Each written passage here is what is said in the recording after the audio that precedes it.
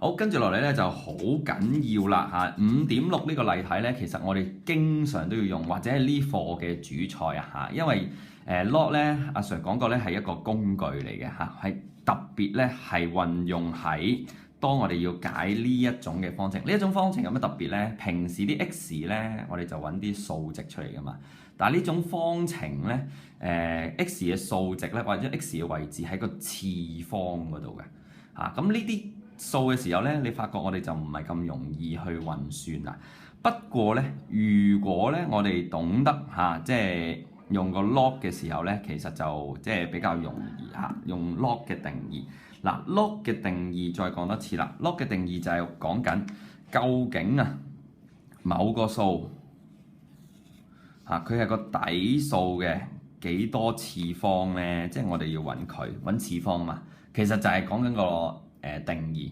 咁其實咧呢個 x 咧，我就係要揾佢究竟係10嘅幾多次方嘛。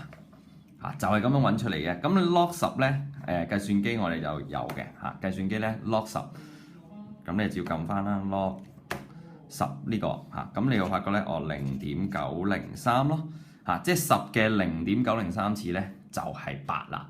嚇，咁運用 log 咧，其實就揾個次方嚇咁樣嘅啫。咁我哋計數機全部都係10嘅，咁所以我哋呢度咧主要都係處理嚇10呢個底數。做咗呢題添嚇，咁所以咧呢度嘅例題咧10嘅 x 次等於 1.5 咧，一樣做法啦，都係攞個 log 撳機 1.5 係幾多？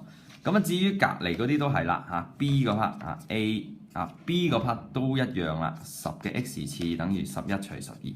咁你要揾個次方咧，其實都係取個 log 11除12底數係10啦。